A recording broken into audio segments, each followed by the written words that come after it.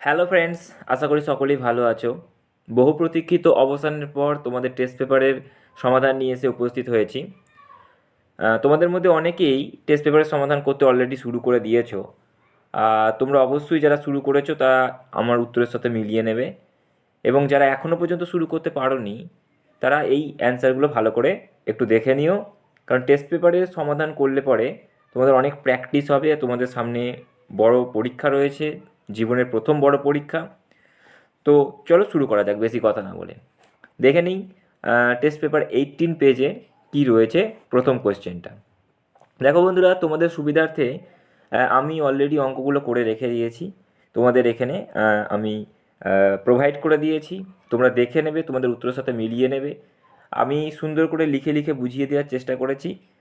যদি অসুবিধা হয় তোমরা অবশ্যই কমেন্টে জানাবে। ওকে বন্ধুরা, অসুবিধা হলে কিন্তু তোমরা কমেন্টে অবশ্যই জানাবে। দেখো বন্ধুরা, পেজ নাম্বার 18 একের দাগের একেরটা আমি ডিটেলসে ব্যাখ্যা করে দেওয়ার চেষ্টা করেছি। কিছু কিছু প্রশ্ন রয়েছে যেগুলো ব্যাখ্যা করা মানে শুধুমাত্র কোয়েশ্চেন উত্তর চেয়েছে, কোয়েশ্চেনের সঙ্গে শুধুমাত্র অ্যান্সার চাইছে, সেখানে শুধুমাত্র কোয়েশ্চেন অ্যান্সারই আছে, সেখানে ব্যাখ্যা নেই।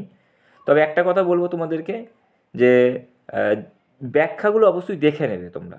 কারণ এমনও হতে পারে যেগুলো 1 নম্বর মার্কসে দেওয়া রয়েছে সেগুলো কিন্তু 2 নম্বর মার্কসেও চলে আসতে পারে। আর 2 নম্বর মার্কসে কিন্তু তোমাদের পুরো ডিটেলসে কিন্তু লিখতে হবে, তা নাহলে কিন্তু তোমাদের নাম্বার পুরো পাবে না।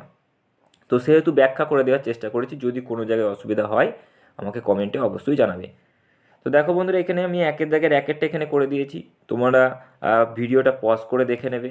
এখানে দেখো বন্ধুরা, এ দেখো দুইয়েরটা করে রেখে দিয়েছি, আমি ব্যাখ্যা সমেত করে দিয়েছি।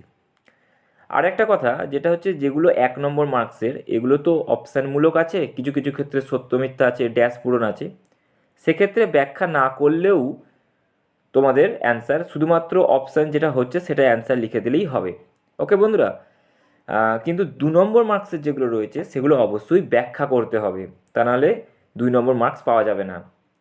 তো তোমরা অবশ্যই দেখে নাও ভালো করে ব্যাখ্যাগুলো। এমনও হতে পারে যে 1 নম্বর মার্কসে যেগুলো রয়েছে সেগুলো পরীক্ষায় হয়তো 2 নম্বর মার্কসেও এসে যেতে পারে কিছু কিছু ক্ষেত্রে। তো সেই জন্য আমি সবটা ব্যাখ্যা করে দেওয়ার চেষ্টা করেছি।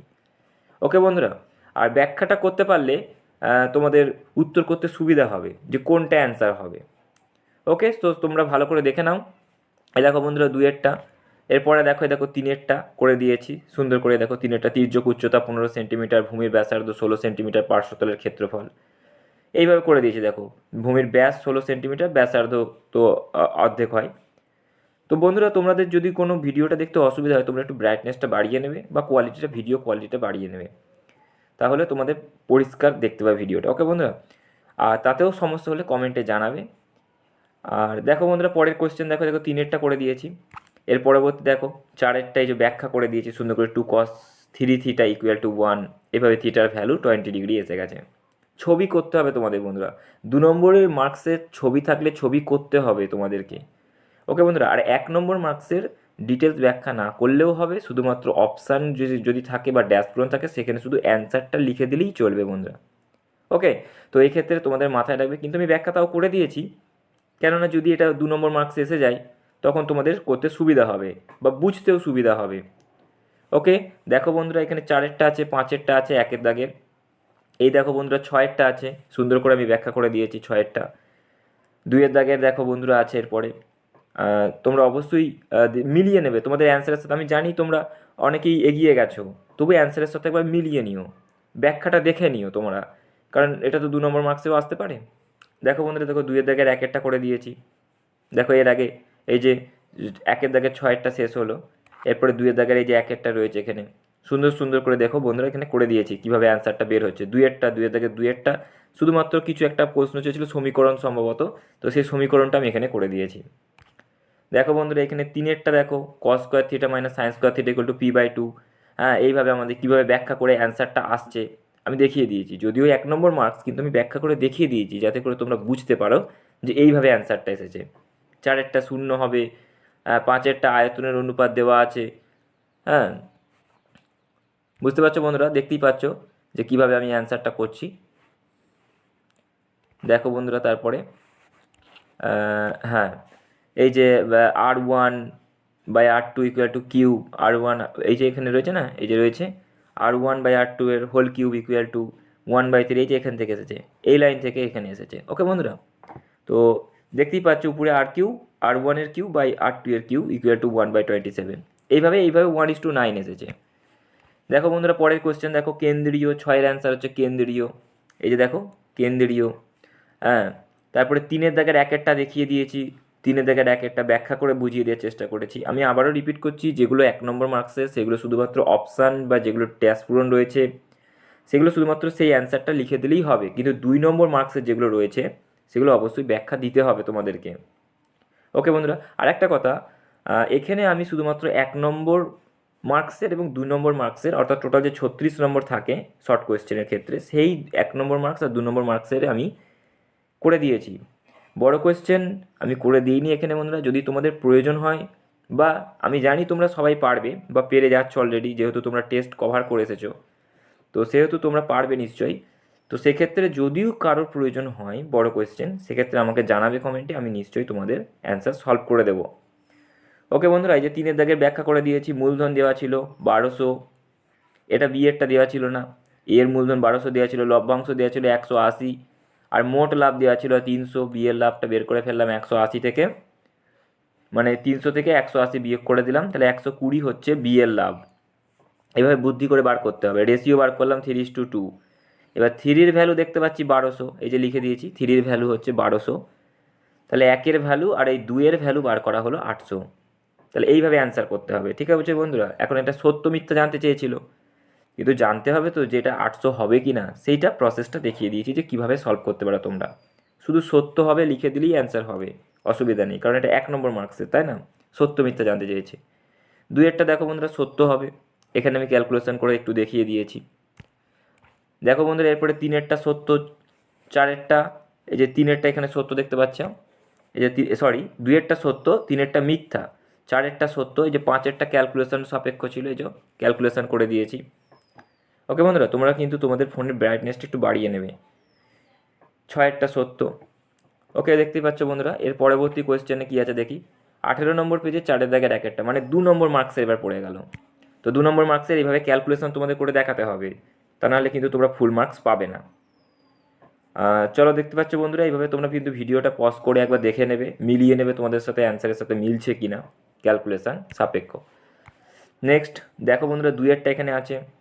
2-এরটা চেয়েছিল কি মোট লাভের পরিমাণ 480 টাকা হবে। এইভাবে তোমাদের করতে হবে। কিছু কিছু ক্ষেত্রে আমি অঙ্কে এক্স ধরে করেছি, কিছু কিছু ক্ষেত্রে এক্স ধরে করিনি। তো তোমরা বন্ধুরা যে কোনো প্রসেসে করতে পারো, কিন্তু সঠিক প্রসেস থাকতে হবে, অ্যান্সার মিলতে হবে, সঠিক প্রসেস থাকতে হবে, কারণ অঙ্ক অনেক প্রসেসে করা যেতে পারে। ওকে বন্ধুরা, তো চলো দেখে নাও পরবর্তী কোয়েশ্চেন দেখে নাও। এই যে বন্ধুরা 3-এরটা দেখতেই পাচ্ছ এখানে সুন্দর, -1-2 হবে। হ্যাঁ, এইভাবে করতে হবে। এই যে এটা হচ্ছে গিয়ে 2kx, এটা এটা একটু বুঝতে যদি তোমাদের অসুবিধা তাহলে সেক্ষেত্রে বলতে 2kx, এটা এইভাবে কমন নিতে হবে। ওকে বন্ধুরা, পরবর্তীকালে দেখে নাও 4-এরটা ছবি আঁকতে হবে তোমাদের, কিন্তু এই যে ছবি আঁকতে হবে এখানে 40 ডিগ্রি 65 ডিগ্রি এরকমভাবে ছবি এঁকে দেখাতে হবে। তোমরা যে ছবিগুলো আঁকবে অবশ্যই তোমরা কিন্তু যে বৃত্তগুলো সেগুলো কিন্তু হয় সার্কেল মাস্টারে করবে, আর তা না হলে পরে কিন্তু পেন্সিল কম্পাসে ইউজ করবে, হাতে ফ্রি হ্যান্ডে কিন্তু করবে না। ওকে, যেগুলো ত্রিভুজ রয়েছে, যেগুলো বৃত্ত রয়েছে, লম্বা দাগ টানতে হচ্ছে, সরলরেখা টানতে হচ্ছে, রেখাংশ, সেক্ষেত্রে কিন্তু তোমরা স্কেল ইউজ করবে। ওকে বন্ধুরা, দেখতেই পাচ্ছ এইভাবে তোমাদের কিন্তু অ্যান্সার সলভ করতে হবে। প্রয়োজন পড়লে এই যে ব্যাকেটে লিখে দিতে হবে, যেহেতু বৃত্তস্থ চতুর্ভুজের বিপরীত কোণগুলো পরস্পর সম্পূরক, এগুলো লিখে দিলে পরে আরও মাস্টারমশাই বুঝতে পারবেন যে এর মধ্যে ট্রান্সপারেন্ট প্রচুর রয়েছে, স্বচ্ছতা রয়েছে প্রচুর পরিমাণে, মানে এই স্টুডেন্টটা ভালো লিখতে জানে অনেক তথ্য জানে, সেই জন্য তথ্যগুলো লিখেছে। ওকে বন্ধুরা, দেখো বন্ধুরা 4-এর পরে যে 5-এরটা এখানে করে দিয়েছি। কোনটা বড় চেয়েছিল, আমি দুদিকে বর্গ বানিয়েছি, দেখতে পাচ্ছ বন্ধুরা এখানে বর্গ বানিয়েছি। এটা এটা হচ্ছে 3, এটা হচ্ছে 3, √5 + √3 হোল স্কোয়ার। ওকে বন্ধুরা, এই যে এটা হচ্ছে √3। ওকে বন্ধুরা, আমি চেষ্টা করব পরবর্তীকাল থেকে যাতে করে আরও সুন্দর করে পরিষ্কার করে লেখা যায়, বড় বড় করে লেখা যায়, সেইটা চেষ্টা করব অবশ্যই। দেখো বন্ধুরা পরবর্তী কোয়েশ্চেন কী রয়েছে। 5-এর পরে 6-এরটা এখানে দেখতে পাচ্ছ। দুটি লম্ববৃত্তাকার নীরের চোঙের আয়তন সমান। মনে করি প্রথম চোঙের ব্যাসার্ধ r1 একক এবং দ্বিতীয় চোঙের ব্যাসার্ধ r2 একক। হ্যাঁ, এবং তাদের উচ্চতা x একক এবং 2x একক। এইভাবে প্রশ্ন অনুসারে প্রশ্নের তথ্য যেরকম দিয়েছে সেইভাবে লিখতে হবে তোমাদেরকে। এখানে আমি এক্স একক ধরেছি, R1 R2 এইভাবে ধরেছি, দেখতে পাচ্ছ বন্ধুরা। হ্যাঁ, পাই আর ওয়ানের হোল স্কোয়ার এইচ মানে পাই আর স্কোয়ার এইচ যাকে বলা হয়, এইভাবে তোমাদের তাদের ব্যাসার্ধের দৈর্ঘ্যের অনুপাত √2:1 এইভাবে তোমরা কিন্তু লিখবে। তা নাহলে কিন্তু অ্যান্সার হয়তো করবে কিন্তু নাম্বার কম পাবে। দেখো বন্ধুরা তারপরে কি রয়েছে, 7এরটা এইভাবে রয়েছে tan θ plus cot θ equal to 2। হ্যাঁ, এইভাবে তোমাদেরকে করতে হবে। cot θ মানে জানি 1/tan θ, তাই তো। দেখো বন্ধুরা tan θ জায়গায় tan θ, cot θ জায়গায় 1/tan θ ইকুয়াল টু 2। বলা যায় tan θ ইকুয়াল টু 1 কেন ধরলাম, কারণ এই tan θ মান যদি 1 ধরি তাহলে 1 প্লাস এই 1-এর ভ্যালু 2 এসে যাচ্ছে, মানে ইকুয়েশন কমপ্লিট করে দিচ্ছে, তাই না। তো সেই জন্য 1 ধরেছি। অন্যভাবেও করা যেতে পারতো, এইভাবেও করা যায় অবভিয়াসলি। তো দেখতেই পাচ্ছ এইভাবে আমি কিন্তু 2 অ্যান্সার সমাধান করেছি। পরবর্তী অঙ্ক দেখো, এই যে আমি ছবি এঁকেছি, এই যে এর আগেরটা কত ছিল 7এরটা, এইটা হচ্ছে 8এরটা যে ছবি এঁকেছি, তোমরাও কিন্তু ছবি আঁকবে স্কেলে করে ইউজ করবে। ওকে বন্ধুরা, তো এইভাবে তোমাদের DE সমান 3 একক দিয়ে অ্যান্সারটা এইভাবে বার করতে হবে। এইটা তো তোমাদের চেয়েছে 3/5 অ্যান্সার হবে। ওকে, তো তোমরা ভিডিওটা পজ করে মিলিয়ে নেবে তোমাদের অ্যান্সারের সাথে। ওকে, চলো তারপরে কোশ্চেন দেখে নিয়ে যাক। মনে করি ঘনকের একটি বাহু, এই যে লেখা আছে 9এরটা এইভাবে চেয়েছে, এইভাবে লিখে লিখে লিখে লিখে তোমাদের করতে হবে। আমি 100 একক ধরেছি, এখানে এক্স ধরিনি। ওকে বন্ধুরা, তো অনেক সময় বিভিন্ন রকমভাবে অঙ্ক করা যায়, তোমরা সঠিক প্রসেসটা অবলম্বন করবে। আমি সবথেকে যেটা সোজা বলে মনে হয়েছে আমি সেই প্রসেসটা তোমাদেরকে দিয়েছি। ওকে, তো চলো দেখে নিই পরবর্তী অঙ্কটা।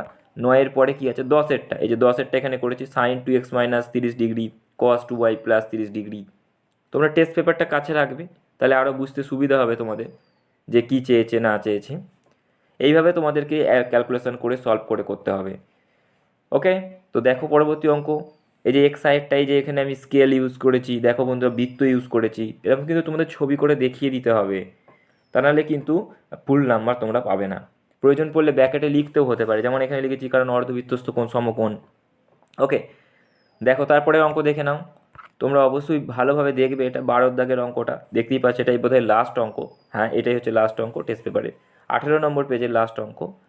তো এইভাবে তোমাদেরকে সলভ করতে হবে। যদি কোনো জায়গায় বুঝতে অসুবিধা হয় বা কী সমস্যা হচ্ছে তোমরা অবশ্যই কমেন্টে জানাবে। তোমাদের যদি আরও কিছু প্রয়োজন থাকে, তোমরা বড় পরীক্ষা দিতে চলেছো, তাহলে অবশ্যই তোমরা কমেন্টে জানাবে, আমি তোমাদেরকে সেগুলো প্রোভাইড করে দেবো। ওকে বন্ধুরা, তো আজকে এইখানেই ভিডিওটা শেষ করছি। দেখা হচ্ছে পরের ভিডিওতে, খুব তাড়াতাড়ি আমরা হাজির হচ্ছি পরের স্কুল নিয়ে, অর্থাৎ পরবর্তী পেজ কত রয়েছে, 53 পেজ রয়েছে, পরবর্তী পেজ নিয়ে আমরা খুব তাড়াতাড়ি উপস্থিত আছি। তো আজকের মতো এখানেই, ওকে, টাটা।